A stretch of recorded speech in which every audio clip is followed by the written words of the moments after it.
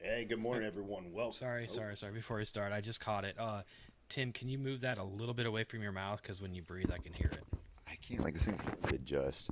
If I keep it down Okay. here, is it okay? Or up high? Yeah, that's perfect. That's perfect. Yeah. All right. Sorry. I just. Will, is this all right if I talk here? Yeah, I can't see you on camera very well. How's that?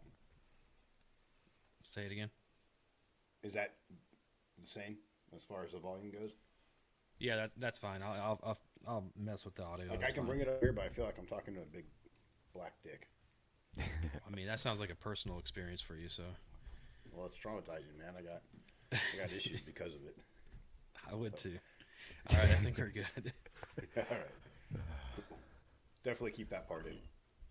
Yeah.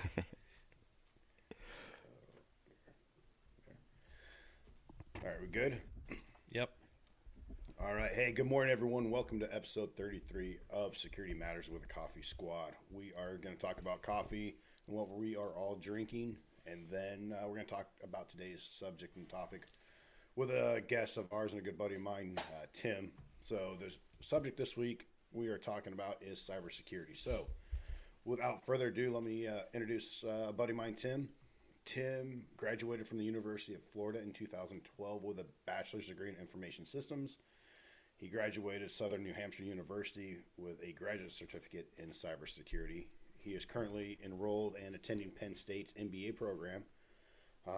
He works for a major tech company.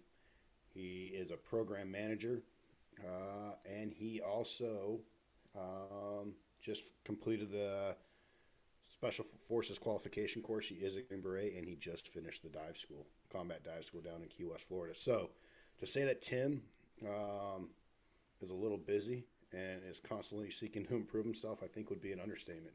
So, glad to have him on. Thanks for coming on, Tim. And please just tell us, I kind of gave everyone a real quick overview, but I think what would be good to know is like you had a great career, right? You work for a major tech company doing cybersecurity for them. Obviously, pretty smart guy. What made you choose to enlist in the army? And not just enlist in the army, but you did an 18 X-ray contract. So, what made you want to go, try out for special forces, kind of right off the street? Yeah, it's a great question. So it really hit me. I was old enough to remember 9/11, and I still remember vividly what I was doing. And I think it probably hit me in college that I wanted to do some kind of service to our country and, help maybe prevent that one day in the future. Pretty much looked into it and, what was the best way to individually make a difference. And, looking into special forces, small team ODAs, literally have hands on, feet in the ground, can make a difference individually. So, a friend and I decided in college that we were going to go for it. Um, Several years later, we actually went for it, but in college, I was also really big into IT. Didn't think I was going to get a great job, but I ended up getting hired by a big tech company, and that kind of put the special forces on the back burner. Um, Also, when I got to it, it was actually very hard to get a special forces contract from the civilian side because I went in from the National Guard. So that took a little bit of jumping through hoops to get to it. We had, what they call like SFREs, which is pretty much the state wants to evaluate you before they'll give you a special forces contract. So like you're going through many selections before you can even go to selection, and that was a little difficult trying to do that as a civilian. Make you sign all those waivers and documents and stuff, hold you accountable for Yeah. everything. So Well, awesome, awesome, awesome. Great career choice. I was an 18 X-ray back in the day, so Not um, biased or anything. no, hey, I was talking about the being a cyber guy, Will. Uh, but Yeah, that's why you threw out. Yeah, that's why you threw out. You were an 18 X-ray as well. well, I was just trying to build, a common rapport there. Oh, okay. Yeah, But but yeah, man. Yeah. So going through the course, I guess like going through college, and being a cybersecurity guy and going through the Q course and your courses, I guess, how do you think that that's helped you? I guess personally and professionally. cybersecurity and special forces, I've kind of always tried to push myself to at least, the height that I can always get to, push myself to the extent that's going to be very difficult that not many people can do. They kind of go hand in hand. You know, a lot of IT guys will end up in cybersecurity, but you have to have a pretty good IT foundation to understand cybersecurity. You know, cybersecurity is like the 100% level on top of a 90% level of IT kind of thing. And same thing, you know, you have to do everything you need to do in the Army before you can even join Special Forces, let alone go to dive school. And I think that, you know, it's kind of hand in hand. Um, you got to have that mental aptitude to be able to handle it. You have to want it to pass it, right? Same thing with cybersecurity. You have to be up to date on many things, and you know I'm still behind in many things. I'm still learning every day. Even the most advanced cybersecurity consultants, hackers, whatever it is, you know they're learning more and more every day. They're discovering, they're creating things every day. So they go hand in hand, just like that, I think. And it's important to stay motivated and want what you want. Yeah. So, what was your favorite hangout and a little bit of free time on the weekends in Key West there on Duval Street? That's a great question because we didn't get any of that because of coronavirus. Oh, that's horrible. Yes, it was. Oh man, what a miserable dive school experience, man. So what you guys do? Just hang out in the barracks there on the Yeah, we weekends and were like hang out at the pool? locked on the compound, couldn't Ugh. leave Fleming Key. Oh my gosh, that is absolutely you poor thing. Yeah. Yeah, Key West I think is a great town. I worked down there for a long time and got to know it pretty well. But yeah, what a shame. So I love much Key more do West. than just the Wall Street, but great area. So I was going to ask you about like Sloppy Joe's or Hog's Breath or any other like the famous Irish Kevin's, any of the famous bars down there. But obviously you didn't get to experience that. Nope. So let's just jump into what everyone's drinking then. Since we're going to skip the bars and Will, what are you drinking today? Good morning. So this morning I got two drinks. I got my standby coffee from Black Rifle, the Liberty Medium Roast Blend. That's kind of my go-to right now. Then Jake, I've got a perfect drink for you for this podcast. Right? What do you got? It's an AHA, one of your sparkling water drinks, black cherry and coffee flavored. Is So it you good? can join the coffee squad. You can come to the dark side. Okay. Is it good? I guess we're about to find out now. It is good. I am enjoying it. There's really not a strong coffee flavor, so you could probably enjoy it. It's So you're mostly not going to black tell cherry. me about like the subtle hints of like this or that coffee flavor in the AHA? What if I I did really don't next taste week? the coffee in it. I taste black cherry, and that's about it. So I don't really taste coffee in it. What does your shirt say? I just First see in first. Flight, North Carolina. Ah, nice. Yeah, Nice, it's nice. a beer shirt. Nice. I'm kind of a beer nut, so along with my coffee. Yeah. What are you drinking, Tim?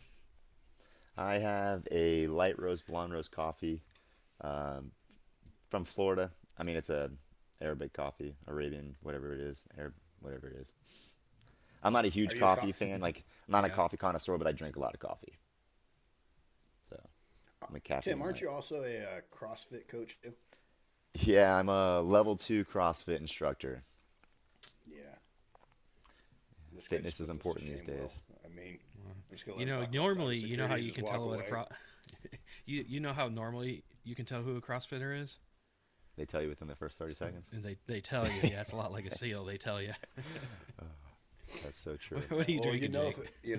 I have good buddies that are SEALs, so yeah, most SEAls, man. Like, if Tim was, we'd know that Tim was a SEAL because right now he just keeps checking out his hair the whole time in this podcast. As he's writing Like, his at book. least yeah, as he's Right. writing his book and getting ready to do, other stuff, the movies and everything. So again, we love the SEAL community.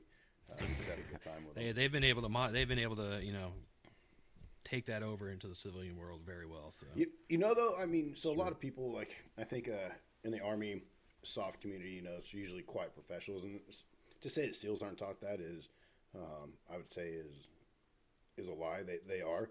They just have a different propaganda. I shouldn't call it propaganda, like in advertising. Like Yep. their ads on TV and, their social media campaign out there. It's great marketing. They. I think the 18 Extra program, I wonder if they stole that from the SEALs Buds program of getting guys off the street to try out for Buds. What a great way to get soldiers in and sailors in off the street and say, hey, yeah, you can go be a SEAL if you want to. You can go try out and you can go do it. here, sign this 5-year contract instead of a typical 3-year contract. And then knowing that full well that most of them aren't going to pass and that the Navy's going to have, guys on for another 2 years. I mean, the Army does the same thing with the 18 X-ray program. There's more hoops and stuff. It's not just, I'm making it sound very simple. You have to do more tests, physical fitness tests and that kind of stuff, so aptitude tests. But, as a recruiter and for, you're looking at longevity of the program, what a great way to get people in. So I just think they still do a great job advertising. And then They do. it's kind of in their, I think it's just kind of built into who they are. So, Yep. yeah. So what kind of water are you drinking this morning, Jake? So from Brian's talk last week, I saw his Waterloo kind of, we had that talk. So I went out and bought some Waterloo. I got a little grape Waterloo drink. Pretty good. Is it sparkling? I know how much you like the bubbles. Hey, no bubbles, no troubles. Yes, it's sparkling, man. So, and then of course, I always have like another big old thing of water right here. So, yeah, every time like we finish this podcast, I'm like, Will, we try to wrap it up and we'll have a little conversation at the end. But then I'm running to the bathroom because I'm drinking so much water in the morning. It's probably too much for everyone to know. Yeah, so we're changing up the format a little bit. We're not trying to be so rigid anymore, and trying to kind of just keep things flowing. So, normally we do like a news article and that kind of stuff. But any current events that guys are talking about this week, or that you're following besides like the Supreme Court, besides COVID? I think everyone's kind of tired of hearing about Joe Biden, Trump, COVID, and Supreme Court this week. Tim? You're now a Green Beret, so international stuff. Are you tracking anything? Do you keep track of the news at all, or not really? I've been bad the last couple weeks with a lot of home projects. That's right, I your usually try to tiling, stay up to date. Yeah, Yeah. but You don't have BBC running in the background, man, while you're like cutting and like putting tiles in and doing drywall and everything. not right now. I'm packing up my house too, so it's been a little different. Yeah. I know one thing that caught my eye when I was looking at it was Thailand's government arrested some protest leaders and announced a ban on gatherings of more than 5 people under an emergency decree. So, just to me, it just makes me thankful, even though people say we have it over here bad, we don't.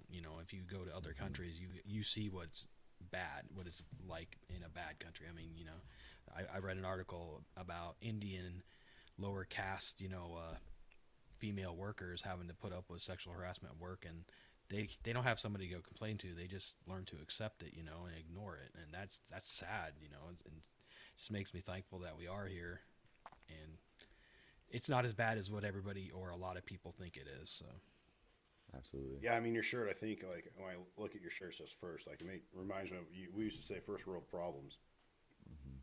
I'm not saying that, hey, this country's perfect and we don't have our own issues. Oh, no. Obviously, we do. But like you said, Will, like, I think people who complain a lot haven't really experienced what it's like out there, Yep. Hey, if you have a change of underwear and a change of clothes, you're doing better than 90% of the other, the world's population. If you have a We roof have over fresh your head, water. you're doing better than a lot of people. Yeah, I mean, yeah, I'd rather be a poor person here in the U.S. than a poor person anywhere else in the world, Yep. So that's a good point. I came across something. I've been looking at Yemen quite a bit, Saudi Arabia, and that the Houthi, Saudi, the war going on in Yemen. And Winter they're expecting vacation? first. What's that? Winter vacation spot. Yeah, oh, for sure. Beautiful, especially if you like dust clouds and shrapnel flying through the air. I mean, that is entertaining. It could be entertaining for some people, but they're swapping prisoners. About 300 prisoners are going to be swapped here in the next 2 days. They just released 2 U.S. citizens, so 250 other people, I think, is what I read too. So yeah. yeah. So I don't know. Again, there's always chaos going around in the world. It's to me, it's always interesting. So yeah, but security is what we talk about. So if you are traveling, make sure you know where you're going. Make sure you know what's going on. Thailand's a beautiful place. And hey, every country, if you look right now on some of the major like travel risk management companies, they put out threat. I get like a daily threat briefing from two of the major ones. And right now, if I pulled it up, you would see Thailand, you'd see Azerbaijan, you would see Yemen, you'd see your typical hotspots, parts of Mexico. But here in North America, I'd say 4 out of 5. Right now, wildfires in Colorado, and then the other parts for the U.S. is demonstrations. And so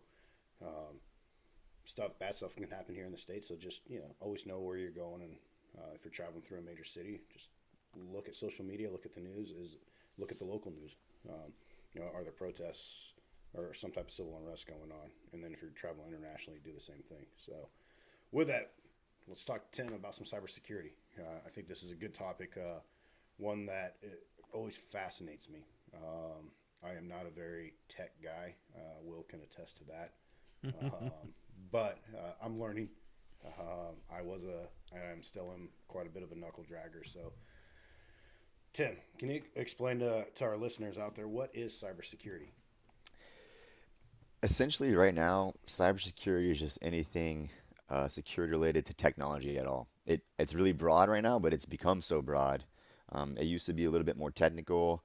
Not everyone had, a computer on their desk or a cell phone, but now today it's just there's so many devices out there, and it pertains to every single thing that we use every day. Yeah, Now it's even counting your refrigerators with the Internet Exactly. of Things, right? So Exactly. that's crazy. Is it Samsung? I mean, I know L, there's a lot of brands LG, I that think do that the does it. smart Yeah. refrigerators, but there's a Samsung that has like the newest and latest, greatest one. I think they're the ones who make the cubed ice ball and the circular ice balls, for your adult beverages. Yeah. But yeah, it's crazy how the internet and devices we are so connected these days. 20, 30 years ago. I mean, heck, I remember high school. Hmm. Finishing up high school is when my family bought their first like family computer. Where it wasn't $5,000. Exactly. And that thing Playing was the slow. Oregon And Trail and the floppy oh disk. yeah, yeah, that was like junior high, man. I remember playing I used to love that Oregon Trail game. on a floppy disk in like Yep. tech class or whatever. So We're showing our age. We're uh, showing our age. yeah, so yeah, I'm just but yeah, kidding. so you know, obviously we are all connected to. I'm trying to look for my phone, iPad, your computer, your laptop. But then things people just don't even think about. Hmm. Ring. Oh, Will just pointed to his. Yeah, I mean, is that an iWatch? No, it's a But Fitbit, but it's yeah, same Bluetooth thing. stuff. Like, So yeah, what, are, Tim? What kind of watch are you rocking right now? I have an Apple Watch. Yeah. So yep. see how So like Hmm. we are so connected. I mean, I remember like talking to Ray so many times, and like he's talking to us, and like boom, he's getting text messages. Oh, yeah, okay, yeah, and talking to you. So we are so connected to our It is. devices. Then you look at like your home alarm systems, right? Your rings and Simply Safe and all of them now with the doorbell, right? And how that's connected in. I mean, there is your cars. The technology in cars. Hmm. It's just everything. We are surrounded by technology, and I think it's important to talk about how do we secure ourselves, not just ourselves, but businesses as well. So we kind of got the definition there from Tim of what cybersecurity is, and then what are some of the main security risks that you see in your profession there, being a cybersecurity expert, kind of that most people face today. So the biggest one that leads to many things is social engineering. And that is actually a very, very old technique. It's even before, technology really. It's just how can you talk your way into getting information that you normally wouldn't be getting, right? And that kind of like leads into like phishing emails. You know, you send an email and you make them think that you're somebody important or somebody at your work. Hey, click this link. I need you to send to this document, and bam, you have access, right? So that kind of leads into a lot of them. So social engineering is always a big one, and it probably will always be because there's always going to be human error in technology, and that leads to human error. Another one that's really popular right now is ransomware, and it's been used for a while, but a lot of medical systems and government places are getting hit by ransomware, and essentially, that's when someone gets compromised or breached your business of some sort. The hackers, the malicious folks, will go in there and encrypt your data. So, let's say if you're Black Rifle Coffee and they go in there and they encrypt the recipe and you can't make it anymore. or they want to sell your famous recipe, and then they make you pay so many bitcoins and thousands of dollars to get it back, or you're without it. And then another one is denial of service, or distributed denial of service. And pretty much what that is, a lot of people get their machines compromised and don't even realize it. So like maybe our home machines right now that we're speaking on might be compromised and you might not realize it. But what people do is they'll, create like a botnet, or like, let's say I have access to a million machines with very little use that you guys can even see. But what I can do is make all those million machines hit your website and overload your website, and denial of service attack you, which is denies all service to your website. So, we'll keep using Black Rifle Coffee. If we hit their website and we deny them service for a whole day, that could be, $100,000 of revenue that they're losing right there. And then on top of that, they have to use money to, find out what the issue is and fix the issue. Yeah, I think a great example of that, of a DOS attack, was Sony Pictures. Was that back in like 2012, 13, Yep. when they were launching like the North Korea movie? I don't know if you Yes. guys remember that. Yeah. But they got hit The pretty hard interview. with the Yeah, they got hit hard with that DOS attack. I mean, they actually had warnings about don't release it, and Yep. they believe. I think the studies and the reports that I read was it was a state actor they believe was from North Korea who did it, but North Korea had access to their system for about a year prior too, and it was literally just slowly penetrating, gaining access, and then they're just patient. And then right before they launched the movie, I mean, there's hundreds of millions of dollars of damage that they did. Yeah. Not just, and then you have reputational damage too, and then the workers. I mean, they basically shut down Sony Pictures for quite a while. Yep. So just interesting. It is. Another one of I think it was ransomware I know is like a lot of the infrastructure, city infrastructures. I know Atlanta had one a while back. Mm-hmm. There's a few other cities. Yeah, health That industry is had- pretty hit hard. Yep. So So I read too, not too long ago, there was a death associated with it too, with the ransomware and a hacker malicious attack on a hospital, and it hasn't been too bad because it hasn't really caused a lot of deaths or anything like that. But then when I read that, it's causing people's lives, and that's where it really becomes an issue. Is where does it become? It goes to that next step, and it's yeah. not just yeah, playing with someone's toys. It's life or death now. Yep.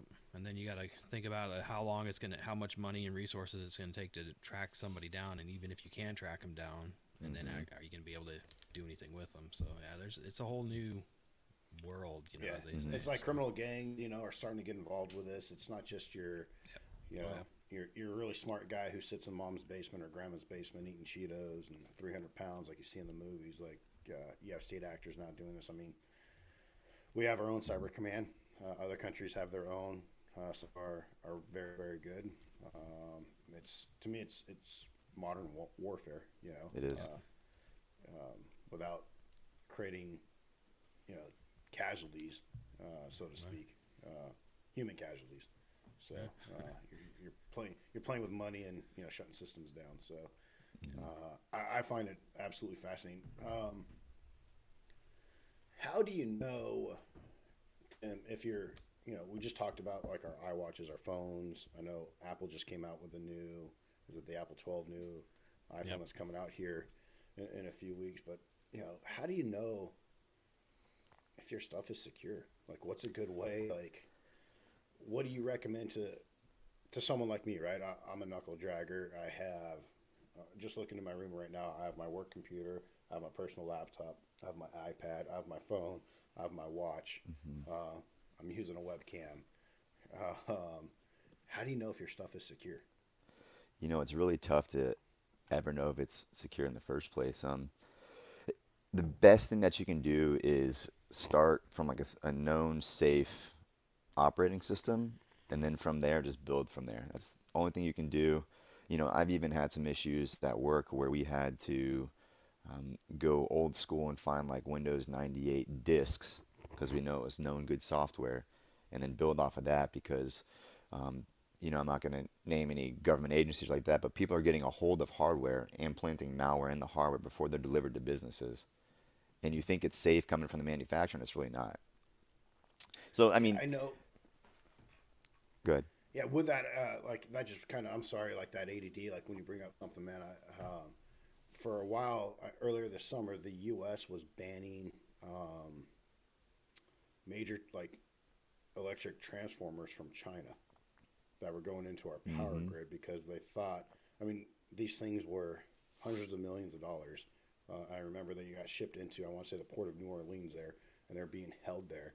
While the Department of Energy was kind of looking at them and trying to inspect them, but their thought was that China had implanted some kind of bug or something in there, to either watch our energy system or take it down if Mm-hmm. need be, whatever. So, yeah, how do you know if you're, the software that you're even buying, is that, it's prone to bugs because every week or a few weeks, Apple or Microsoft, whatever platform you're using, is coming out with bugs and fixes. But how do you know it? You know, are you good? Yeah. It's so, we're not going to dig too deep into that because we can talk about that forever, how you're never really secure, right? So what we can do is the stuff that we can control is, a couple things that I tend to do. You can use something like Microsoft Baseline Security Analyzer, check your home computer. It'll kind of give you an output of, what it thinks is doing well. Like, you have a firewall that's set up or using, Microsoft Windows Defender, which is a pretty good built-in antivirus program. Um, are your computers and your devices configured correctly? So that even goes as deep to being like, you know, your privacy and permission settings on all the applications that you're using. That's a whole nother discussion. We talk about, social media, privacy, and permission settings, and that kind of also leads into IoT later we can talk about. But like, are we regularly applying updates to your machines? So we talk about these hackers, and we call it like a 0-day vulnerability. That means someone has discovered a vulnerability, and it's a watch, a Fitbit, a computer, whatever it is that nobody is aware of yet, right? So once that first attack is done, it might take some time to reverse engineer it and all that kind of stuff. But that's why it's important that maybe the next week an update comes out for it to protect your device from it. And it's important to be on top of those updates and that patch management to make sure that you can get those what we call like low-hanging fruit. So, if there's a million low-hanging fruit, easy accessible computers, that's what the hackers are usually going to go for. It's easy, quick money, easy access, stuff like that. But, there's a lot of stuff we can do. Um, I use multi-factor authentication as much as I can. So, that's like, hey, I signed into my bank. It's going to request an update to my phone, and I press OK to verify who it is, right? I also use a password manager.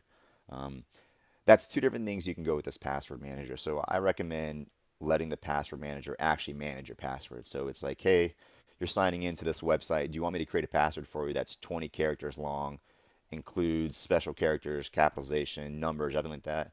Yes, usually you want to go with that. Um, So do you you, use on that? Like I know Apple provides a free one. Do you use the ones that are free, or do you use a paid service for that? How do you know the difference of which one's good and am I just wasting my money? And so Will's I'll over there say barking right now. I'll say that any password manager is better than none. I'd go as far as to say Okay. that unless you're really good at managing your own passwords, you don't want to have the same password for everything. If they get one of those passwords, they can just go log in. There's easy scripts, programs that you can make to go check all these websites with credentials, your known password and see what works and go from there, right? I will say usually in these services for password management and usually like a VPN, the paid subscriptions are going to be better. You're getting what you pay for Okay. in many of those senses. You want to have um, a well-established company that does that for you. It uses proper security to encrypt and secure your password and the data that it uses, because it's still hosting your passwords for you in the cloud somewhere or on a server. So we always talk about, with our listeners, and I do the same with our clients, whether they're looking at a security firm or looking at some kind of security upgrade, whether it's a fence or lighting or camera, whatever it is, anything they do, to do their due diligence, to do their homework. And so when we're talking password managers and VPN services, what are a few tips that you can give that the average person that, hey, these are, without naming the companies, I mean, you can if you want, that's fine. But what are things that you look for in a password company and a VPN company? Yeah, so first thing I'll do is I'll go and see if they've had any breaches or compromises. That's the first thing I'll do. If they've been breached, someone has access to them, they have access to your data potentially, right? So I'll check that. And then a lot of times I'll see who owns the company or where the company is physically located. So, maybe you want to get a company that's established in a country that doesn't have certain privacy laws or does have certain privacy laws, right? Like, Mm. let's say I'm in country Y. We use China for an example, right? China's government has 100% access to all data that comes into that country. You can't even take a cell phone to China without them having, quote unquote, access to it or being able to search it, right? So, like, I'm not going to get a VPN that's hosted in China somewhere. Or on top of that, I'm not going to get a VPN that is owned by a Chinese company. It might be in America or, Sweden or something like that, but I'm still not going to go there. So, just see where these companies are located, who owns it, who's writing it, creating this program. And I would just, do your due diligence again, do your due work and see what is happening with this company. Do they have a good reputation? Are there, complaints about it? Go look at the negative ratings as well and see what the negative ratings say. Don't just look at your positive ratings. That's good advice. I know Eastern Europe too. Very, Yeah. for all my clients who travel internationally, I just tell them, hey, if you can or your company can afford, bring over what I call a clean computer and a clean cell phone. It Hmm. doesn't have any of your personal data in there. It doesn't have, you know, a whole lot of work related stuff. Because the minute you hop on that Wi-Fi connection in the hotel, uh, they got it. You know, Yep. uh, no matter how secure you think you are, they're just that good. So, Well, um, going back to China, that's kind of why they're talking about banning TikTok because all the information that they have, China's government officials have all that information. That's kind of why there's that whole issue, right? So Hmm. yeah, And the 5G China's with smart. yeah, You say Huawei, I always screw that up. With the that's coming up in the news as well right now. It's something I've been following closely for a client of mine is um, the Huawei executive being detained in Canada on behalf of the U.S. and she's fighting extradition to the U.S. And then there's that tit for tat going on in China yep, of arresting Canadians. Luckily, we haven't seen any Americans detained in China over this. But what happens if she does get yeah. extradited to the U.S.? But I think that's starting to simmer off too. I think it was it peaked a few years ago, about 2 years ago, and tensions were kind of high. And look, they're a competitor of ours financially, just globally as a Hmm. whole. And so, you're going to see a few things, but that's another, with the 5G technology and U.S., even Britain relations, were suffering for a while just off that 5G. And China kind of was leading the technology there and using Chinese um, services for that. So, um, I go ahead, Will. I was gonna say I was just getting back to. I wanted to ask him what was it like an easy way to kind of spot a phishing scam. I know I got a email from China the other day saying that this guy had inherited some money and he wanted to share it with me, just out Hmm. of the generosity of his heart, I guess. And obviously that was kind of a, that's a Stevie Wonder find right there, right? They're That so one's lucky. fake. But how can you tell some of these other ones that like look Did you get almost? the money though? I forwarded it to you. It should be in your mailbox. So, Oh, I clicked but it, you did man. it. I Oh, mean, okay. he asked for my bank account number and social security And your number, social security. Yep. Hmm. and my So. mother's maiden name. And I was like, dude, for $1 million, of course I'd give that to you. Who wouldn't, right? So I'm just But I waiting on mean, it right now, man. but for some of the more likely, more difficult ones, I know I've seen like Amazon ones and stuff like that, or PayPal especially. I see PayPal all the time. I haven't used my account in PayPal for years, and they're like, oh, we need to update it, and I don't use it, so I don't worry about it. So how can you tell? Honestly, I would never click a link in an email, period. Even sometimes the URLs that they give, if it's not a link. I will say today, most large, legitimate organizations and companies will tell you to go onto their website or tell you how to navigate to it to do something. So it's like, hey, PayPal, you need to reset your password. The legitimate company should be saying, hey, this is PayPal. You need to go to paypal.com, go to your username and click forget password or reset password. Not say, hey, click here to reset your password and then put in your information. And to go on top of that, I know we talked about phishing a little bit easier or earlier today, but people are getting very, very good at this. So, they're creating these websites.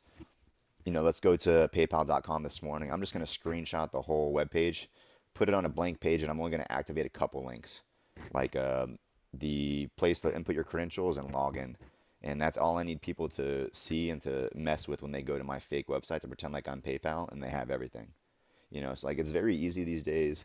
People are getting really good at replicating these websites and they sound legitimate. One thing you can do as well, look at the spelling and look at the names of these emails. So like Maybe it's PayPal.com with two L's. You know, a lot of these things are techniques that people are using to make them think that they're legitimate companies with those phishing emails, and just try to pay attention to what you're getting emails from. Look at the phone numbers. Don't use phone numbers that are actually on the emails. Go Google, customer service for PayPal and call that phone number instead. People are getting really smart with these things, and they're reaping the benefits and they're making money off this still. A lot of it's What? just knowledge of what to be aware of, and how to see this coming. One thing I like to do is I like to look at the sender's email. Hmm. You click on who the sender is, and when it has ABC123 asterisk blah blah blah blah, that usually tells me that it's probably a phishing campaign. Exactly. And how about smishing? Is that seems to be a growing trend? Well, what's the difference? I mean, again, if we break this down, like what there's from phishing and smishing. Well, so there's a lot of these different terms. Um, Phishing, spear phishing. Uh, it depends on what you're attacking, right? So, like, let's say it's if you're attacking the phone, it's just a program that's made to react to a phone. So, like most phishing emails, I'm gonna, take a wild guess, and let's just say 90% of phishing emails sent are made to react to a Windows operating system. And that's how they're going to obtain your credentials and gather your data and attack your machine, right? So let's say it's a smishing.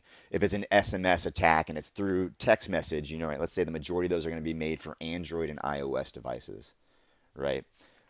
It's just you're throwing some bait, you're trying to reel it in, and you're going to hope that you got lucky by attacking certain devices with a certain type of attack, and hope that they're using that type of device to be successful in that attack. Yeah, you're seeing that a lot right now with the campaign going on right Hmm. now. I don't know how many text messages you guys get a day. Too Um, many. I probably get at least 15 to 20 of, hey, I'm so and so with such and such campaign, or the FEC filing. I think that was the one I kept getting most of the day yesterday was the filing. For the campaign deadline was last night. Um, yeah, I'm it's. just tired of getting the calls about updating my vehicle's warranty.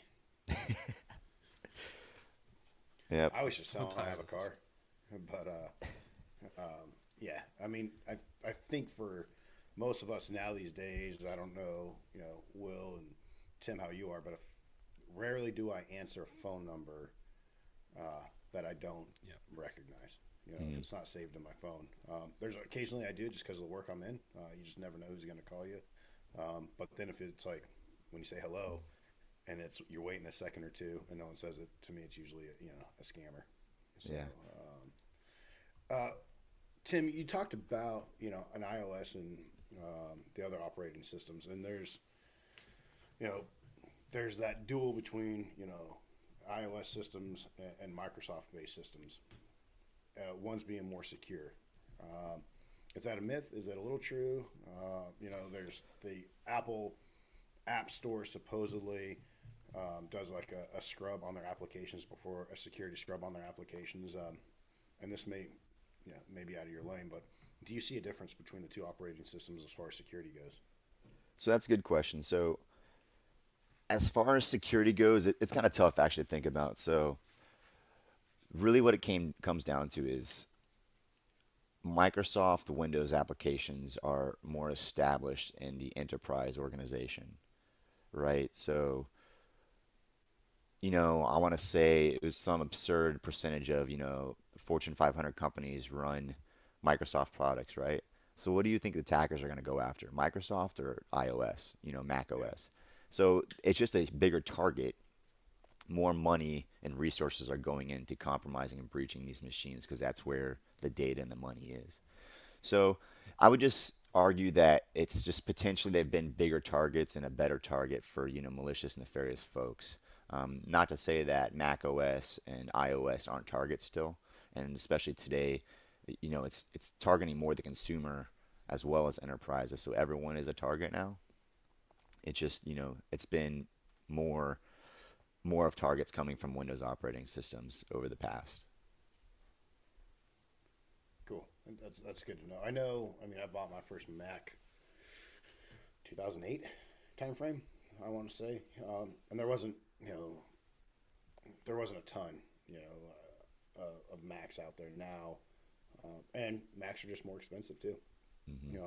MacBook Pro I think is about $22,000, 2,200 roughly, right around there, depending on your configuration, and then you can go buy Microsoft or another brand, Dell, whatever it may be, with a different operating system that's a lot less. So Hmm.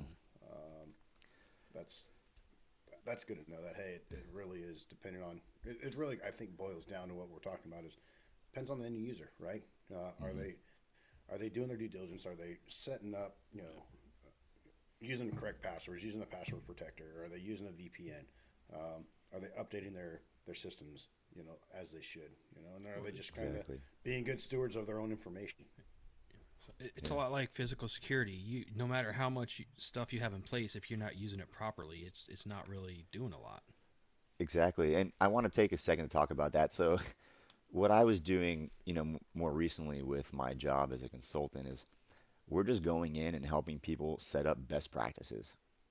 It's just really hard to understand, those baselines and those best practices of a lot of software and hardware together. And like literally most of the time, we're just going in there and telling people how to use software with their hardware correctly to make it secure. It's a hard concept to grasp. And all cybersecurity people are good at is just researching and understanding how it's done, right? But it's how do we convey that to everybody else? Like, you know, I like to think that I have a pretty good understanding of, how to prevent phishing attacks, right? But the most of the world just doesn't understand. And you know, recently it's been a big issue too with a lot of companies and organizations. With the whole pandemic here, tons of small businesses are going out of business, right? And they're losing money and stuff like that. And hackers and the malicious folks are taking advantage of that. So I don't know if you read that they were giving out small business loans to companies that need to stay afloat, right? So it wasn't really advertised very well of how that was being established. So what were hackers doing? They go out making fake websites saying, "Hey, come here to get your small business loan, and we'll process that information for you and get to you ASAP." So all these hackers are getting these websites, getting tons and tons of private and sensitive information from these business owners, and then they're changing some of it and getting the money and the loans for them, and there's nothing they can really do to track it back to them, right?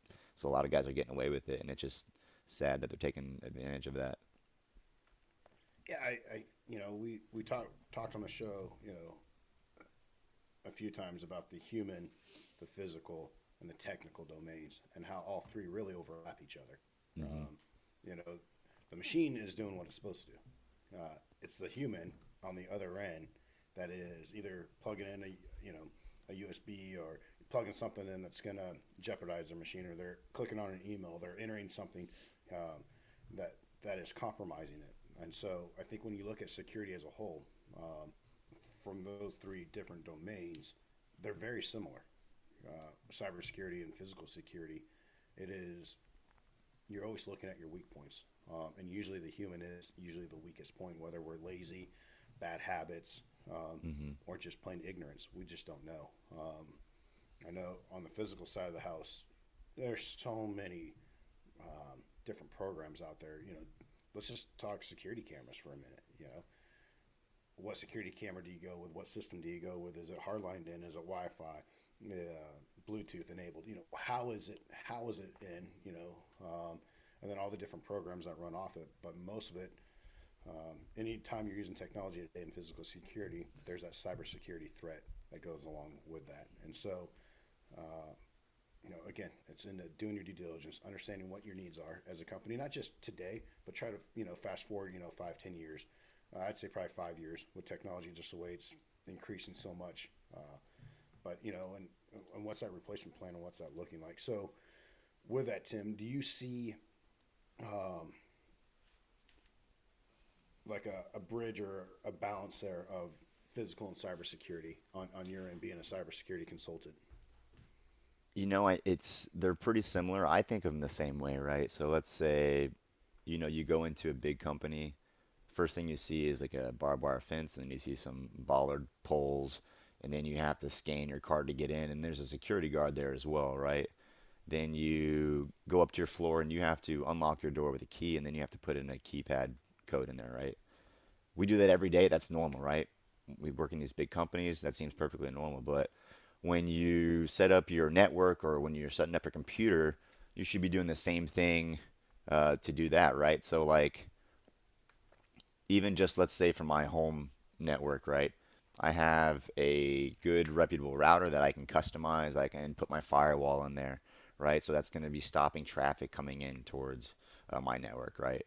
And then maybe I have my endpoint protection, which is going to be on the computer or my cell phone. And it's just, an antivirus looking for certain behavior and data coming in that shouldn't be coming in, right? And then I go into my email filtering. So let's say I use my Outlook.com, right? And I have special filtering settings. It's not letting those bogus email addresses come in for those phishing scams, right? But then on top of that, I go a little bit deeper. I have, like a safe link policy. So what that does is like, from a business perspective, you can buy these options in your email, and what it'll do is any email that comes into like your email box, it'll scan that URL and that link and see where it goes to, right? And then make sure it's a safe link for you to click on if it actually is a legitimate internal email. Because like, I said before, I would never really click links, but like if you're getting an internal email from your coworker saying, hey, go look at this policy we just wrote, or go look at this SharePoint diagram, or you're probably going to click it, right? So it's really just being knowledgeable about that and then doing what we can do to protect ourselves from those things. And like, I just find it fascinating. Really, it's all really interesting. And yeah, you talked about the physical security stuff of the fencing and um, key card entry, other types of access control. And I think the internet, and I think you did a really good job of tying it to, um, cyber. Physical security. We have our layers to keep the bad guys out. Exactly. And cybersecurity does the same thing with your firewalls and everything else, your Hmm. VPNs and every other tool out there. And it's really just making sure you're using the right software and the right stuff to protect yourself and your company if it is for a company. Hmm. So um, we talked about access control. How do you do that with some of your mobile devices? Um, with Wi-Fi, with Bluetooth, and that kind of stuff. We Yeah, talked about our so watches, right? And hmm that's submitting information out there. I think on my iWatch, I have my age, my heart rate, all that stuff because I want to know, am I as I'm getting ready to do this paddle from Catalina to Huntington Beach here, like there's certain apps and I have to hook it up with a health thing, and so sometimes like as I'm setting up these apps, I'm like, all right, is it I do my review and I'm like okay, made in Western Europe, the U.S. Okay, nothing too negative here, and so I kind of do my own little risk assessment in my head of how much risk am I willing to accept. But what do you hmm recommend with people giving their personal information on some of these health apps and other stuff? yeah.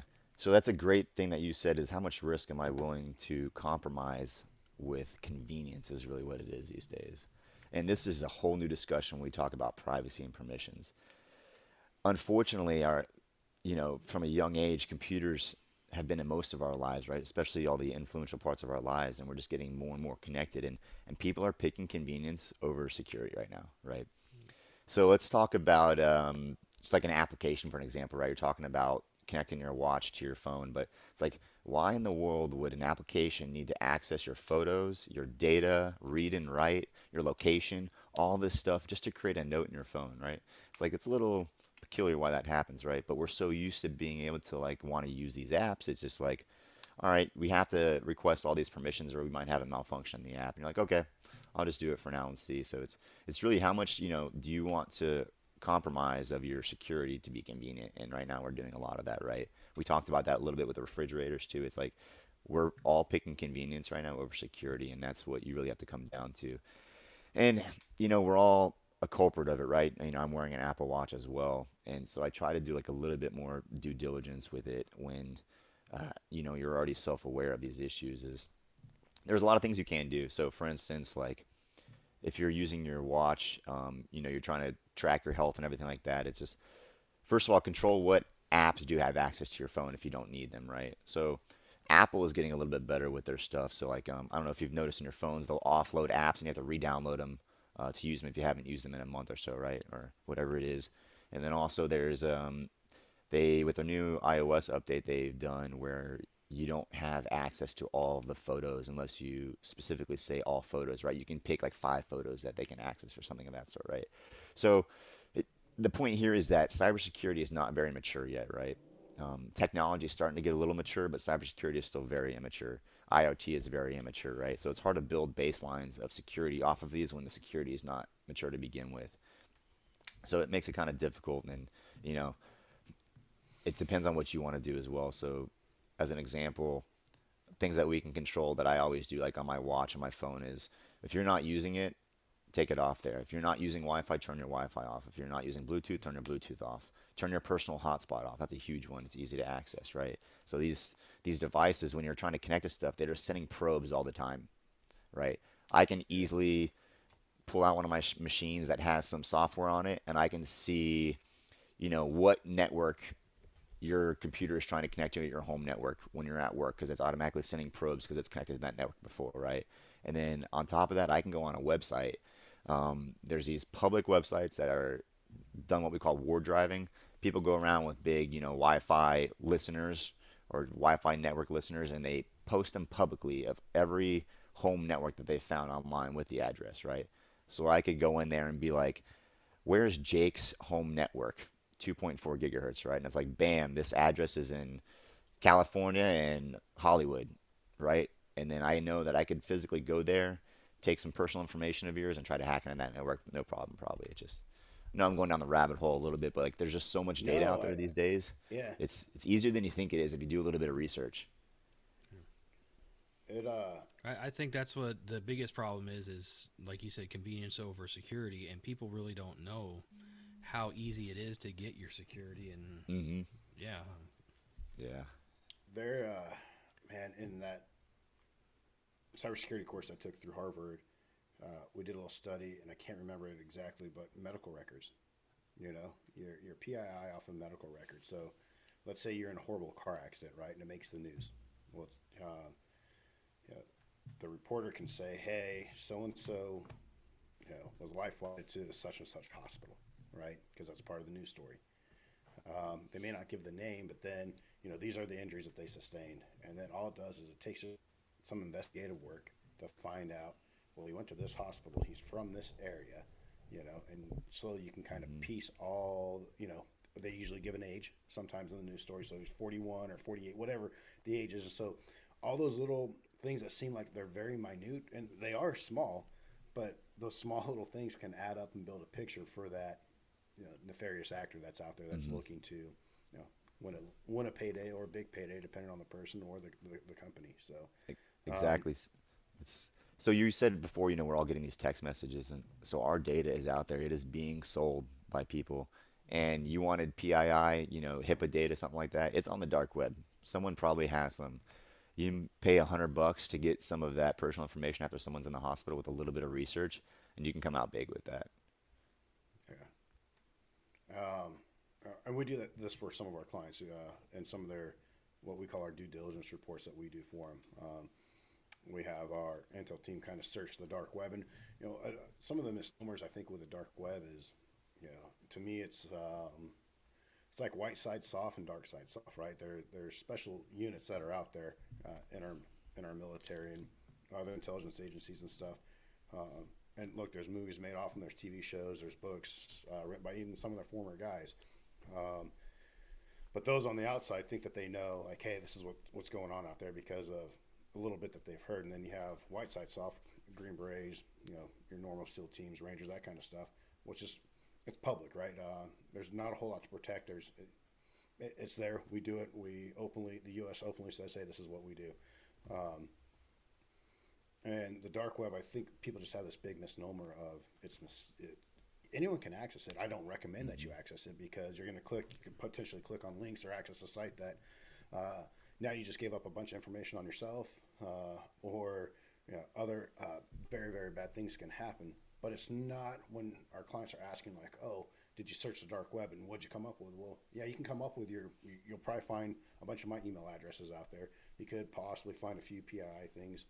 But unless that malicious actor is actively trying to put that stuff out there, you look at some of marketplaces out there, the forums, just the general search and leaked documents. That's kind of the stuff that we're really looking at. Is like, is someone's birthday really out there? Is there other critical information? social security numbers, passport numbers, credit card numbers, bank account numbers, that kind of stuff out there. Hate to tell a lot of people this, but your home address, that's public record. Hmm. Yes, you can secure that and lock that down. That's a whole nother episode, and that would be another podcast that I would recommend our listeners listen to. Um, Yeah. but your home address, your cell phones, your email addresses, those are out there. That is just public knowledge. And there's ways to lock that stuff down, but it is you're out there, And so, I guess Tim, like, what do you recommend for people? We kind of talked about the apps and stuff, but how do you limit your exposure, um, to your stuff on the internet if possible? That's a great question. And so, let, just to make people aware, there's nothing you can really do to remove some of the older stuff, right? You can do a little bit to remove some of the older stuff, but it's hard to change the past. But what you can affect is definitely the future, right? So let's talk about some easy things that you can do right away. We're getting all those emails and text messages because your data is out there, but you know, go grab a Google number or something like that and use that phone number for any time it asks for an inputted phone number, right? You don't need to be using your real phone number, especially, if you have a business phone or you're getting personal phone calls on it from work and stuff like that. Just I don't worry just give about them that. Will's number. There you go. Whatever, That's right? that's why I get those calls. And so I'm sure you guys have heard Mozilla Firefox, right? Yep. And one reason that that's so popular is because it's open source. And, just so everyone knows, open source means all the code that's used to create that program, everyone can view. So, for instance, Mac OS, iOS, Android, Windows, that is all closed code. You can't see how these things are created, right? So, what that means is, yeah, someone could probably go in there and change some data in the OS, but there's going to be thousands and hundreds of thousands of people looking at that and can easily call out whether something is good or bad, right? So these are pretty much vetted. But what that means, since it's open source, is it also has plugins that are open source. So I use several plugins within Mozilla Firefox to help protect my data. Um, for instance, many websites these days have what's called trackers, and it's just websites and links that are connected to the website that you're accessing, right? That's talking about like when you go on some website and you had just Googled Amazon, new treadmill, right? And then all of a sudden, all these treadmills are showing up on advertisements on every website that you go to, right? Those are just trackers relating data to that force, back to that. So you can get like tracker blockers and things like that I use all the time, right? So there's a few plugins that I use, a tracker blocker, a privacy blocker. Pretty much it's going to really do what you think you're doing on the internet, but really they want more, right? So you go to a website and you're browsing, that's all you want to do. That just makes sure that you're actually just browsing the website, not giving away any of your data. Um, Another thing that I like to use a lot is there's plugins that are connected to like temporary emails, and they can create temporary email addresses for you that'll be active for like a minute or two, right? So like you go to Starbucks or Panera, right? And they're like, hey, put in your email address to access the Wi-Fi here, right? If you put in your email address, your data is there for Starbucks, and you really don't know if Starbucks and Panera Bread is selling your personal information, right? Google, they have all your personal information, right? So it's use those email addresses. All you do is click one of these plugins that says, give me an email address from like 10minutemail.com. And what that does is it creates you a valid email address for 10 minutes. You put it in there, and then they're never going to have anything to do with your email address ever again. Those are some little things that you can do. We talked about VPNs. It's very easy to come up with a packet sniffer, a Wi-Fi sniffer, and see what kind of traffic is going back and forth when you're at Starbucks or Panera Bread or any of those free Wi-Fis, right? And you can grab a lot of information out of that. Um, with a little bit of knowledge and a couple tools, it's pretty easy to grab that stuff. If you have a VPN, what that does is it creates a tunnel that's encrypted. Nobody can access that data. So your information goes straight to that server or wherever it is, and it goes right back to where it was supposed to go, and it stays encrypted and it stays safe and secure. That's just a couple things that I tend to use as much as I can. Just trying to stay off the radar as much as I can. So what about the incognito mode and the private mode and stuff like that you have on these browsers? Those, I want to say they don't work as well as you think they should work. You're really going to have to go in and download extra plugins to do with that what you think it should be doing, right? So we can still, cookies and caching and stuff like that, that helps a little bit with that kind of stuff. But you really need to go do more than you think you do to protect yourself from that kind of stuff. I know I got a ton of information out of this, and for our listeners out there, we are working on creating some webinars off some of these podcasts, and this is one that will in 2021, beginning of 2021, that we'll kind of do a mini series of just physical and cybersecurity, combine them both for just people at home, your average person, and then do some webinars off of those, just so people can kind of have follow along with a PowerPoint type slide and have that information there. So, Tim, man, at the time, I appreciate you coming on here. Tons and tons of information. I know you're busy. I know you're getting ready to move. You're remodeling a house. You just finished a few courses. So thank you. Thank you for taking the time. Anything else you want to, leave with our listeners that, that we didn't talk about that popped in your head? Just do a little research sometimes when you're thinking about, how you could be affected by these things. On Google, there's a couple articles that have quick little tidbits of what you can do. Take 5 minutes to realize how much more secure you could be by making a couple different settings and things like that. And, I would love to jump in on those, future webinars to help you guys create some Sweet. stuff to follow and Yeah. really make people Awesome. aware of how to protect themselves. Well, awesome. Definitely appreciate it, all of it. And I know our listeners appreciate it. This is a buddy of mine out in California reached out to me and say, hey, I'm not a cyber guy, I'm a real estate guy, I'm a pro surfer, have a few other companies that he does. And he's like, some of the stuff is, it's geared more towards, security professionals. And so we're trying to bring it down. So I appreciate you, bring this to the average person. I would say that I'm below the average person sometimes when it comes to technology and some of this stuff. And like you said, it's just more of doing your research, getting involved with it more, and taking that time. So Exactly. definitely appreciate it. Will is done with his dog fighting match there in the background. Definitely, Will. What do you got? They're still pretty loud. I don't know if you can hear them. I think somebody's here. But hey, don't forget you can follow us on the YouTube channel. Click subscribe.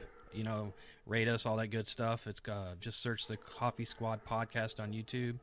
You can subscribe to us at the Coffee Squad or at coffeesquadpodcast.com, or just search Security Matters with the Coffee Squad on any of your favorite podcast platforms. Give us a like and follow on Facebook, Coffee Squad Podcast, or you can follow us on Instagram at coffee_squad_podcast. And please leave comments, share, let us know what else you might be interested in hearing. And next week we'll be discussing Halloween security. Will's dressing up too. Awesome. Yeah. So awesome. Tim, appreciate the time. Thanks a lot. And thanks to our listeners out there. Appreciate it. Appreciate it. We'll Talk to you soon. To everyone next. All right. Hey, dude, really, now that we're off,